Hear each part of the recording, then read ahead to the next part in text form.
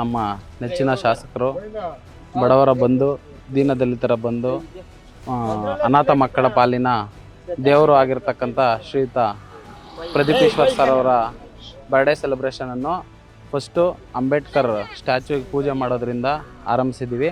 ಯಾಕೆ ಅಂಬೇಡ್ಕರ್ ಫೋಟೋಗೆ ಪೂಜೆ ಮಾಡೋದ್ರಿಂದ ಆರಂಭಿಸಿದ್ದೀವಿ ಅಂದರೆ, ಚಿಕ್ಕಬಳ್ಳಾಪುರದಲ್ಲಿ ನಾವು ಕಂಡಂತಹ ಶ್ರೇಷ್ಠ ನಾಯಕ ಮತ್ತು ನಾವು ಕಂಡಂತಹ ಅಂಬೇಡ್ಕರ್ ಆಗಿರ್ತಾರೆ. ಪ್ರಪ್ರಥಮ ಬಾರಿಗೆ ಅವರು ಶ್ರೀ ಬಾಬಾ ಸಾಹೇಬ್ ಅಂಬೇಡ್ಕರ್ ಅವರ ಮೇಲೆ ಪ್ರಮಾಣ ವಚನ ಸ್ವೀಕಾರ ಮಾಡಿರ್ತಕ್ಕಂಥ ಏಕೈಕ ನಾಯಕ.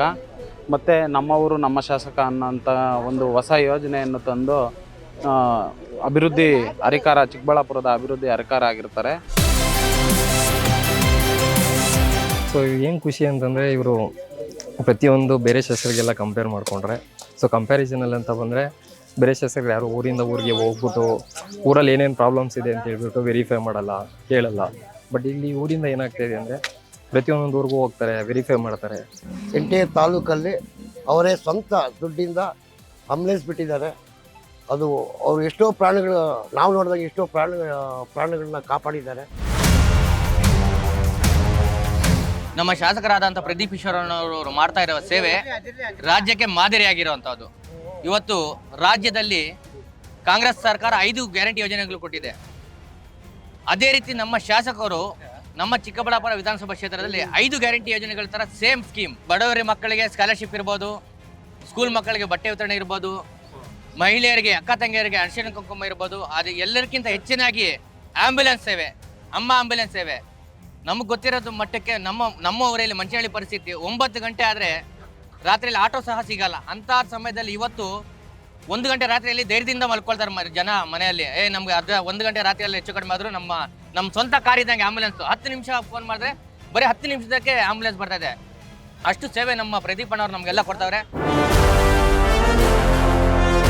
ಜನಪ್ರಿಯ ಶಾಸಕರ ಪ್ರದೀಪ್ ಈಶ್ವರ್ ಸಾಹೇಬ್ರದ್ದು 39ನೇ ಹುಟ್ಟುಹಬ್ಬ ಆಚರಣೆ ಮಾಡುವ ಅಂಗವಾಗಿ ಗಣಪತಿ ದೇವಸ್ಥಾನದಲ್ಲಿ ಅಭಿಷೇಕ ಮಾಡಿಸಿ ಮತ್ತು ಕಾಂಗ್ರೆಸ್ ಕಾರ್ಯಕರ್ತರು ಎಲ್ಲ ವರ್ಗದ ಕಾಂಗ್ರೆಸ್ ಕಾರ್ಯಕರ್ತರು ಮತ್ತು ಕಾಂಗ್ರೆಸ್ ಲೀಡರ್ಸು ಆಗಿರ್ಬೋದು, ಪ್ರತಿಯೊಬ್ಬರು ಸೇರಿಕೊಂಡು ಒಳ್ಳೆ ಇದು ಮಾಡ್ತಾಯಿದ್ದಾರೆ, ಬರ್ಡೇ ಸೆಲೆಬ್ರೇಷನ್ ಮಾಡ್ತಾಯಿದ್ದಾರೆ.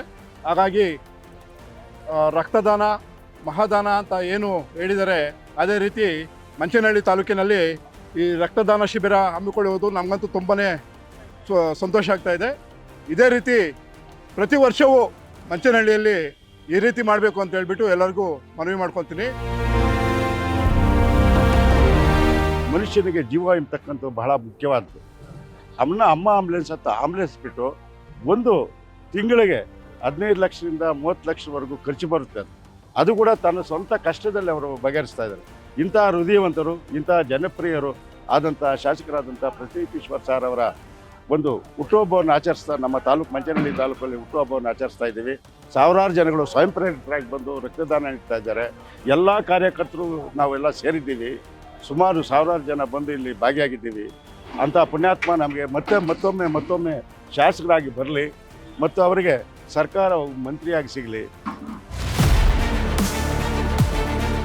ನಮ್ಮ ಮನೆ ಶಾಸಕರು ಅಂತ ಹೇಳ್ಬಿಟ್ಟು ಅವ್ರನ್ನ ಹೇಳ್ಬಹುದು. ಆದರೆ ನಮ್ಮ ಊರಿಗೆ ನಮ್ಮ ಶಾಸಕರು ಅಂತ ಹೇಳ್ಬಿಟ್ಟು ಪ್ರತಿ ಹಳ್ಳಿಗೂ ಬಂದು, ಪ್ರತಿ ಪಂಚಾಯತಿಗೂ ಬಂದು, ಪ್ರತಿ ಮನೆಗೂ ಬಂದು ಅವರು ಪ್ರತಿಯೊಬ್ಬರ ಕಷ್ಟ ಸುಖಗಳನ್ನು ಆಲಿಸಿ